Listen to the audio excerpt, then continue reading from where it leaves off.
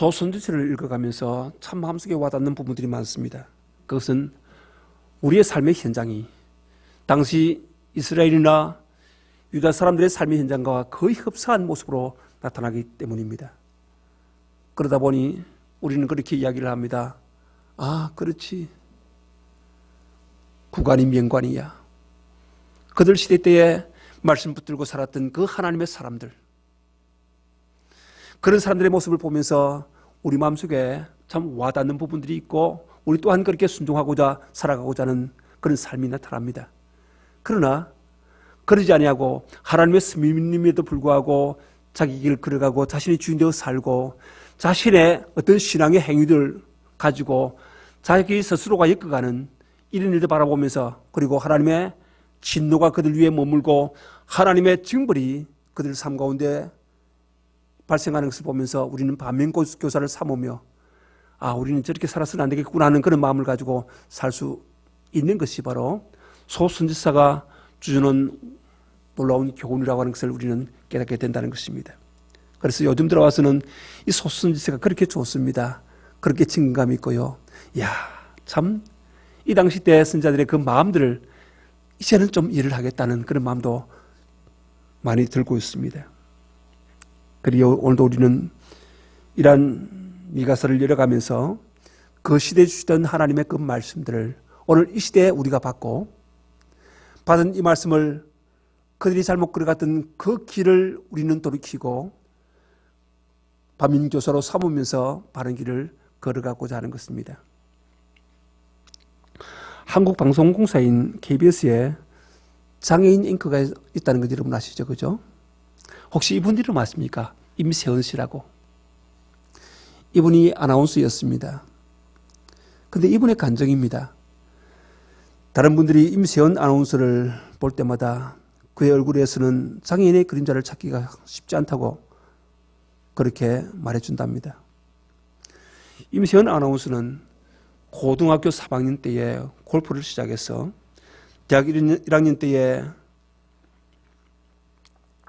티칭 프로 자격까지 땄다고 그렇게 합니다.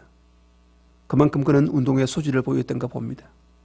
그러나 2007년 대학 4학년 겨울방학 때에 세미프로의 자격을 앞두고 필리핀 전지훈련 도중에 그만 불의의 교통사고를 당하고 말았던 것입니다. 이로 인해서 가슴 밑으로 신경이 마비되는 그런 경추 손상을 입은 것이지요. 수술을 여러 차례 받았습니다. 하지만 결국 휠체어를 타야 하는 장애인으로 이렇게 되고 말았다는 것입니다. 당시 그는 하나님이 참 원망스러웠습니다. 그는 모태 신앙으로 잘 자라났던 사람이었습니다. 그런데 이런 상상할 수 없는 그런 일이 생기다 보니까 아니 도대체 왜 내게 이런 일이 생기냐 하는 그런 마음으로 인해서 회의감이 들더라고 하는 것입니다. 도무지 아무것도 할 수 없을 것이라는 생각으로 좌절하고 모든 상황이, 모든 삶이 두려워졌던 것입니다. 하지만 교인들과 가족들이 자신을 위해서 정성껏 간호하면서 기도하는 모습을 보면서 자신의 마음을 고쳐먹기로 했던 것입니다. 이런 면에서 보면 참 우리 주위에 나를 위해 기도하는 사람이 있다는 것은 굉장히 소중한 그런 영적인 자산이 아닌가 그렇게 믿어집니다. 그러면서 성경을 읽으면서 마음속 깊숙이 숨어있던 그 화, 그 분노를 잘 다스려갔던 것입니다. 그리고는 자신의 어린 모습을, 자신의 이러한 모습을 갖다가 낫게 해달라고 하나님께 기도를 드리기 시작했던 것입니다. 그런 세월 3년여 재활훈련을 받고 규칙적으로 팔의 근력이 상당 부분 회복되었다는 것입니다. 그리고 자가 운전이 가능할 정도로 되어진 것이지요. 그 후에 전신마비 장애인이었지만은 힘써 노력하여서 그는 장애 가운데서도 자신의 삶을 극복하면서 아나운서가 됐다는 것입니다. 그런 말하고 있습니다. 장애는 육체적인 것이 아니라 정신적인 것이다. 장애는 육체적인 것이 아니라 정신적인 것이다. 하나님께 의지하고 힘들어도 포기하지 말고 소망을 가져야 한다. 그러면 이 모든 것을 극복할 수가 있다. 그런 고백을 했던 것입니다. 그렇습니다. 예수님 앞에 나오면요, 절망이 절망으로 끝나지 않습니다. 반드시 일어나게 되지요. 회복됩니다. 그런데 문제는 절망 속에 빠져서 아무것도 하지 못하고 오히려 퇴행하는 것이 문제라는 것입니다. 오늘 보면은 이러한 유다 나라의 백성들의 모습을 우리에게 잘 보여주고 있습니다. 그러면서 오늘 우리에게 반면교사로 삼으려고 그렇게 말씀하고 있다는 것입니다. 오늘 본문의 시작은 선지자 미가의 절망적인 예언으로 시작되고 있습니다. 1절입니다. 1절 같이 읽어보겠습니다. 장이로다 나여 나는 여름 과일을 딴 후와 포도를 거둔 후 같아서 먹을 포도송이가 없으며 내 마음에 사모하는 처음 익은 무화과가 없도다. 그렇게 말씀합니다. 이것은 미가 선지자는 예언을 시작하자마자 재앙이로다 나여라고 말하고 있습니다. 재앙이로다 나여. 이게 무슨 말입니까? 재앙이로다 나여. 이것은 다른 말로 표현하면요, 나는 망했다는 말입니다. 나는 이제는 끝났다는 겁니다. 도무지 앞이 안 보인다는 것이죠. 나는 망했다. 대개 사람들이 이런 표현을 쓸 때는요, 자기 힘으로 도저히 이겨낼 수 없는 어려움을 당했을 때 이런 표현을 쓰지 않습니까? 여러분 혹시 이런 표현 써본 일 있습니까? 근데 요즘 사람들은요, 감성이 충분한지 하여간 별일 아닌데도 불구하고 이렇게 과장해서 표현하는 경우가 많습니다. 와, 나 망했다고. 그런 소리를 쉽게 들을 수 있는 것이 오늘 우리 사회가 아닌가 그렇게 생각이 되어집니다. 예를 들어서 어떤 사람이 힘들게 새로운 일을 시작했습니다. 그렇게 시작했는데 갑자기 불이 나서 물건을 다 태워버렸다면 여러분 어떻겠습니까? 그것은 바로 망하게 된 것입니다. 어떤 사람이 공장을 크게 짓고 새로운 사업을 시작했는데 만든 물건이 하나도 팔리지 않았습니다. 그렇다면 그는 망하게 된 것입니다. 자, 그렇다면 이스라엘이나 교회는 영적인 장사를 하는 곳인데요, 과연 어떻게 되는 것이 망하는 것일까요? 여러분 그렇지 않습니까? 우리는 복음을 팔고 그 생명을 사는 겁니다. 그래서 이 생명들에게 투자해서 계속해서 그리스도의 사람으로 세워나갑니다. 그리스도의 제자로 만들어가는 거죠. 또 이렇게 자라나는 사람들이 또다시 복음을 팔고 그 생명들을 사는 겁니다. 우리는 복음을 팔고 생명들을 사는 그런 자들입니다. 그런 의미에서 장사를 한다는 것입니다. 그런데 여러분 보십시오. 이런 교회가 과연 어떻게 되는 것이 망하는 것일까요? 그것은 바로 이스라엘이나 교회에 부흥이 없어지는 것입니다. 그런데 이 부흥이라고 하는 것은요, 단순히 사람의 수가 많다거나 작은 것을 말하는 것이 아니지 않습니까? 오히려요, 영적인 열망이 얼마나 뜨거운가. 그러니까 영적인 열망에 따른 뜨거움을 말하는 것이 바로 이 부흥을 말하고 있다는 것이죠. 하나님 백성들이요, 하나님 말씀 먹으면요, 마음이 어떻게 됩니까? 뜨거워지게 되어 있습니다. 여러분 밥 먹으면요, 몸에 열이 막 생기지 않습니까? 그죠? 어떤 사람은요, 식사를 하는데 막 땀을 뻘뻘 흘리면서 식사를 하는 분도 계셔요. 그것 보고는 야, 저게 에너지구나 하는 그런 생각이 들었습니다. 참 그렇습니다. 하나님 말씀 먹으면요, 우리의 몸이 뜨거워집니다. 마음이 뜨거워져요. 그렇지 않습니까? 여기서 하나님 백성의 마음이 뜨거워진다는 것은요, 그들의 마음이 하나님을 향하고 하나님의 은혜와 축복이 그들의 마음속에 끝없이 공급되어지는 것을 말하고 있는 것입니다. 그러나 때로는 영적인 열기는 없지만은 사람은 여전히 많이 모을 수가 있습니다. 인간적인 방법으로 숫자는 채울 수가 있다는 말씀인 것입니다. 옛날부터 계속 하나님을 믿어왔기 때문에 습관적으로 모을 수가 있다는 것이죠. 우리 목장의 말입니다. 연합교회 말입니다. 습관적으로 모을 수 있다는 것입니다. 그리고 그렇지 않으면요, 정치적인 어떤 관심이나 세상적인 유행을 따라서 모을 수도 있고요, 또 살다 보니까 참 힘들고 외로워서 그렇게 모을 수도 있지 않습니까? 그렇게 모을 수 있는 것입니다. 그러나 하나님 백성에게 영적인 부흥이 일어나면요, 하나님의 백성이 변화되게 되어 있습니다. 변해요. 이 세상에서 가장 가치 있는 장사는요, 바로 사람이 변하는 것입니다. 어떤 사람들은 그런 말 하더라고요. 아니, 예수 믿는 사람들도 그런 말 하는 사람이 있고, 심지어 목사님들조차도 그런 말씀을 하는 분들이 계세요. 사람은 변하는 거 없어. 안 변해. 정말 그렇습니까? 그렇지 않습니다. 여러분, 사람 변하는 거 당연히 변합니다. 그 증거가 바로 여러분 앞에 서 있는 김 목사입니다. 저만 그렇습니까? 여러분, 우리 교회 성도들 한번 보십시오. 여러분과 함께 생활한 지 한 22년, 23년, 그거 좀 못하게 함께 지냈지 않습니까? 저는 여러분들의 삶을 다 알고 있습니다. 함께 살아왔기 때문에. 그런 여러분들이 지금 어떻게 변화되는가 저는 지금 보고 있습니다. 변화가 안 된다고요? 그렇지 않습니다. 하나님의 성령이 우리와 함께 하시면 반드시 변화가 되게 있습니다. 물론 이 변화는 한꺼번에 출발 앞으로 해가지고 쫙 올라가는 것 아닙니다.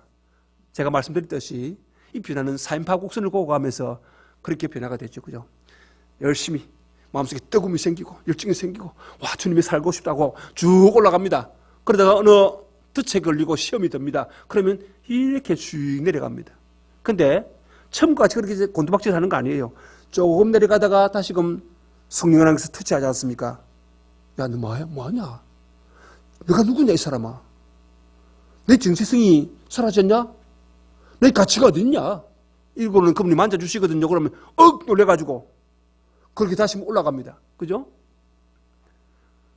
그래도 안 깨달으면 어디 갑니까? 하나님께서 한 방 때리죠. 그죠? 초달 탁 칩니다. 정신 번쩍 들어가지고 거기서부터 터나죠. 그죠? 바꾸죠. 그죠? 또 올라가고 또 올라가다가 어느 날 내 용량만큼 채워지지 못하면 또 이게 슥 내려가요. 여러분, 처음 용량은 요거만 했거든요. 그때는 막 여기 차고 넘치가지고 막 즐겁고 기뻐서 어쩔 줄 몰라 합니다. 근데 시간이 흐를수록 이 용량이 커져가거든요. 커져가는데 커진 용량에 채우지 못하면 어떻게 됩니까? 허전하게 되고 힘들게 되고, 그죠? 뭔가 따분하게 되고 막 이러면서 떨어지는 겁니다. 용량을 채워야 됩니다. 기도의 용량을 채워야 되고, 말씀의 용량을 채워야 되고요, 순종의 용량을 채워야 됩니다. 영적인 용량을 채워야 됩니다. 그거 안 되면 떨어져요.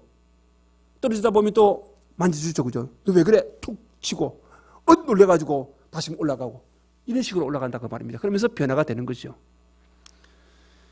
가끔 그런 말 하는데, 목사님 처음 여행가족반 할 때 그때 너무 뜨거웠고 그때 너무 참 좋았습니다. 그때는 세상이 달리 보였습니다. 근데 지금은 그렇지 못해요. 왜 그런 줄 아십니까?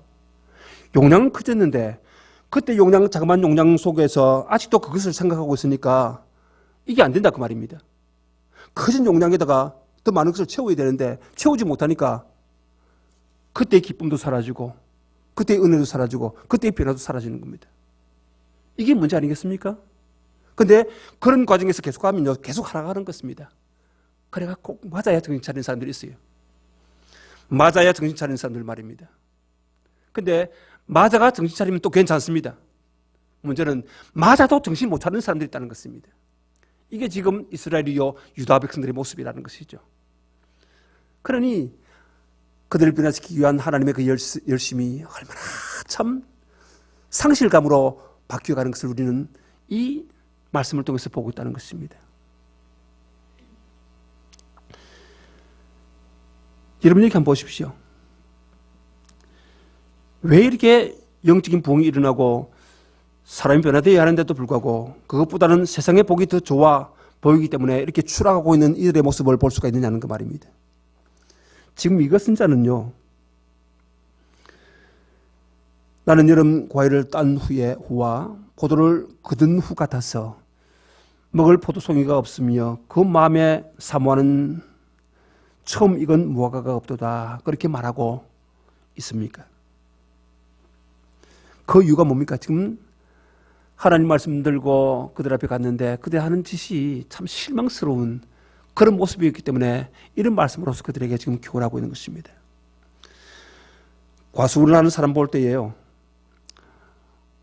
그들은 참 계절의 변화를 갖다가 참 기쁘게 받아들입니다. 왜냐하면 봄 열매를 딸 때는요, 아직 여름 실과를 딸 수가 없습니다. 하지만 여름 실과를 곧 따게 됩니다. 그리고 여름 실과를 따고 나면 내년 봄이 올 때까지는 다시금 열매가 맺히지 않겠죠. 그리고 또 늦은 포도를 다 따고 나면요, 앙상한 가지만 남은 채 겨울을 넘기게 된다는 말씀인 것입니다. 지금 이 농부가 열매들 중에서 가장 사모하는 열매는요, 처음 익은 무화과 열매인데 이제는 더 이상 무화과 열매를 구경할 수가 없게 된 것입니다. 이제는 여름이 다 지나가고 겨울이 오고 있기 때문이죠. 사람들은 나무잎이 모두 떨어지는 이 가을이 가장 쓸쓸한 계절이다, 그렇게 말하고 있습니다. 물론 늦가을이 되겠죠. 왜 그럴까요? 이제부터는 긴 겨울 내내 잎사귀 하나 없는 앙상한 가지만 보아야 하기 때문입니다. 근데 하나님께서 이스라엘에 부흥을 주실 때는 1년 내내 열매를 맺게 하신다는 말씀인 것입니다. 다시 말하면 이스라엘 백성이 밀을 추수한 다음에는 바로 포도를 따게 됩니다. 그리고 포도를 딴 후에는 또 밀을 심습니다. 밀을 거두고 난 다음에는요, 또 다른 열매를 따게 되어 있다는 그 말씀을 해주고 있다는 것이죠. 근데 문제는 무엇입니까? 이스라엘의 영적인 부흥이 없어지니까 이제 쓸쓸한 영적인 겨울만 만나게 되었다는 그 말씀을 지금 하고 있다는 것이죠.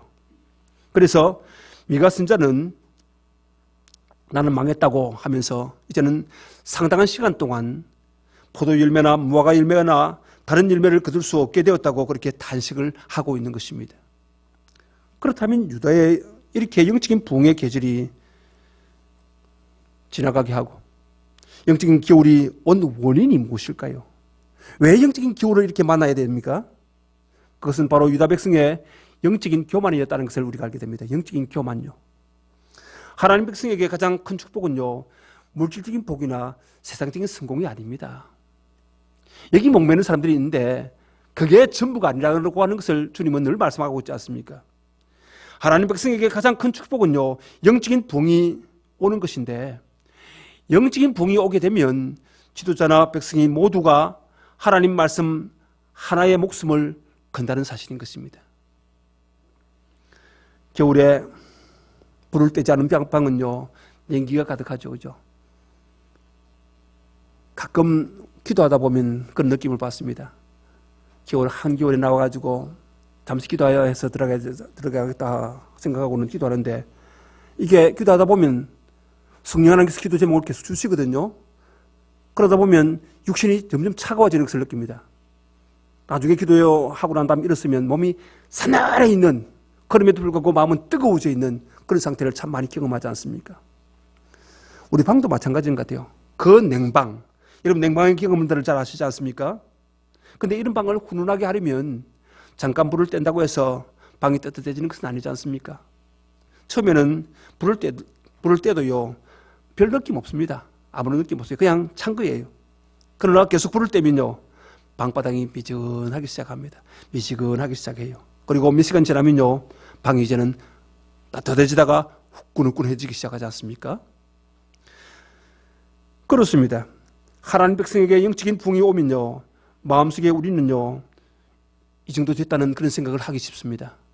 처음에는 미지근하다가 따뜻해지다가 뜨거워지니까 이 정도 뜨거워지면 됐다, 이렇게 생각한다는 말씀인 것입니다. 그래서 우리는 하나님 말씀은 충분히 들었으니까 이제는 세상 속에 들어가서 세상에서 영향을 끼쳐야 한다, 그렇게 생각합니다. 그런 상태에서 말입니다. 물론 이것이 맞는 말이죠. 하지만 세상에 들어간다고 해서 하나님 말씀 소홀히 해도 된다, 그것은 아니라는 것입니다. 그 불은 계속 띄워져야 한다는 것입니다. 기도를 소홀히 해서는 안 된다는 그 말씀을 하고 있다는 것입니다. 말씀과 기도로 계속 불을 떼고, 그러면서 우리는 세상 속에 들어가서 주께서 명령하신 것 순종하며 살아간다는 그 말씀인 것입니다. 그렇지 않습니까? 그래서 하나님 백성이 가장 주의해야 할 것은요, 세상적인 복을 받는 거기에 기대감을 건다는 것입니다. 그것만 있으면 된다고 그렇게 생각하는 잘못 생각된 그런 모습들이죠. 왜 그렇습니까? 여러분, 세상적인 복은요, 영적인 복의 열매인 동시에 사람을 교만하게 만듭니다. 그렇게 해서 하나님 말씀에서 자꾸 멀어지게 하게 한다는 것입니다. 여러분 보십시오. 참 없을 때는 오직 주님만 믿습니다, 주님만 따르겠습니다, 그리고는 열심히 합니다. 그런데 이로 인해서 하나님께서 물질적인 복도 주시니까 그 물질이 자신의 삶 속에서 점점 자기의 생각과 그 마음을 앗아갑니다. 그러다 보면 그 물질에 휩쓸려서 영적인 것을 상실할 때가 참 많이 있지 않습니까? 그래서 여러분, 부자들이 예수 잘 믿는 거 그거 쉬운 일 아닙니다. 여러분, 나라가 부해지면서 교회가 외적으로는 성장할 수가 있습니다만은 그러나 내적으로 성장하는 건 참 드뭅니다. 어쩌면 기독교는 핍박의 종교라고 그렇게 말하는 분도 계시는데요. 핍박을 받으면서 신앙이 자라는 것은 사실입니다. 또 가난이 찾아오고 여러 가지 어려움과 그리고 아픔과 괴로움들이 찾아올 때에 신앙이 자라는 것은 당연한 이치인 것 같아요. 그럼에도 불구하고 하나님께서 우리에게 능력이 주시는데 그 능력함을 가지고 여전히 주님을 사랑하고 주님을 섬기고 주님 말씀 여전히 변찮고 따라가는 그런 자들이 있다고 한다면 그 사람은 참 신앙 좋은 사람이라고 그렇게 볼 수가 있습니다. 그런 공동체, 그런 민족과 그런 나라는 정말 하나님 앞에서 괜찮은 그런 존재들이다 그렇게 믿어진다는 사실인 것입니다.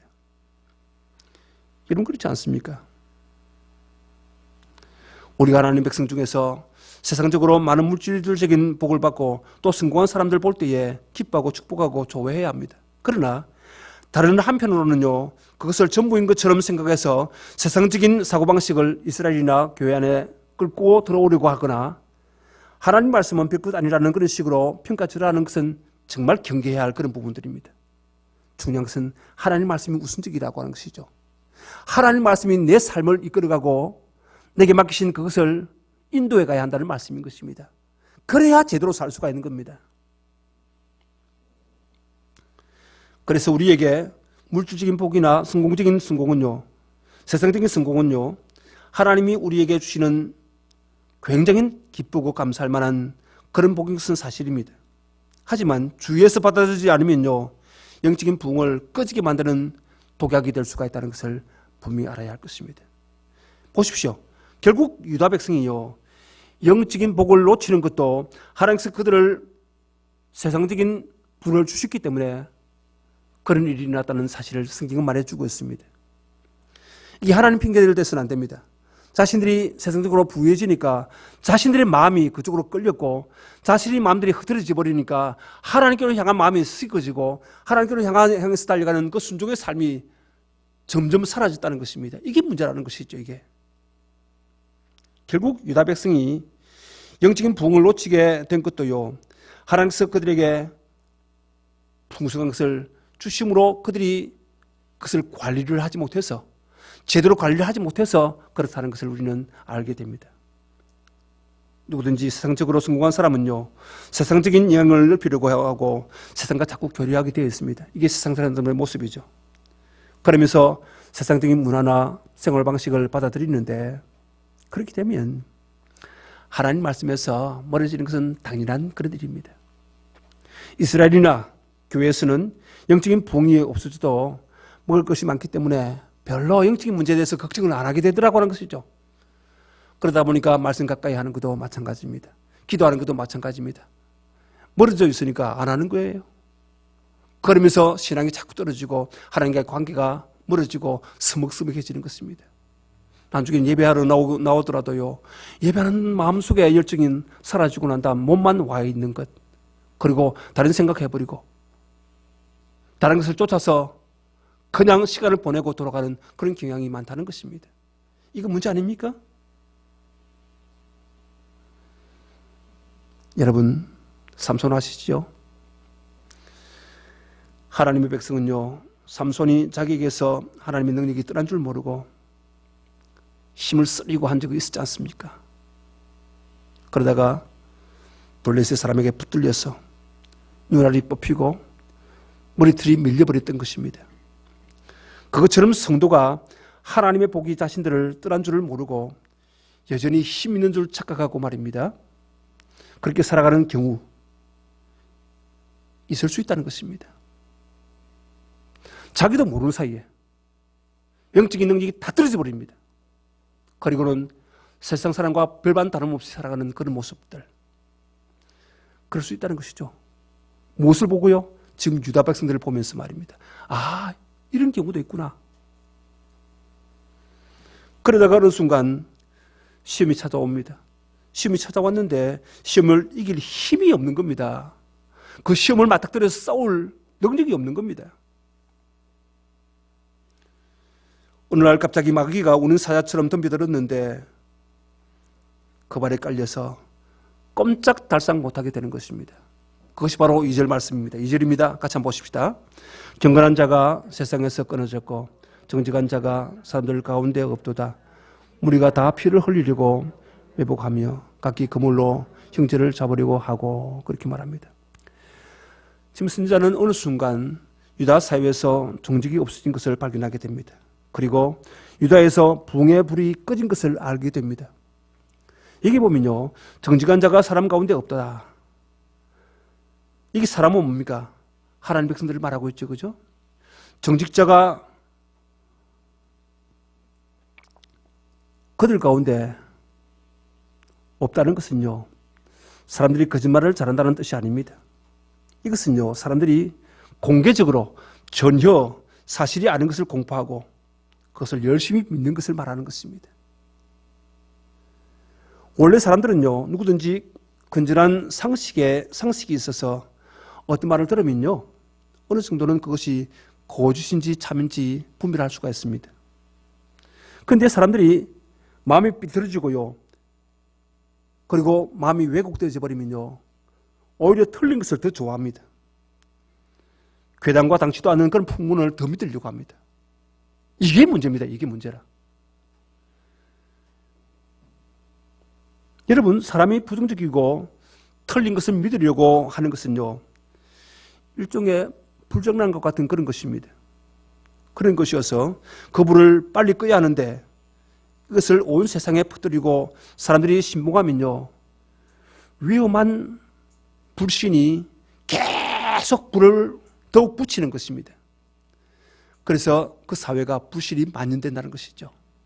이런 불신들이 점점점 교회 안으로 들어오게 되고 교회 안에서도 서로 믿지 못하는 그런 삶을 살게 된다는 것입니다. 이게 문제 아니겠습니까?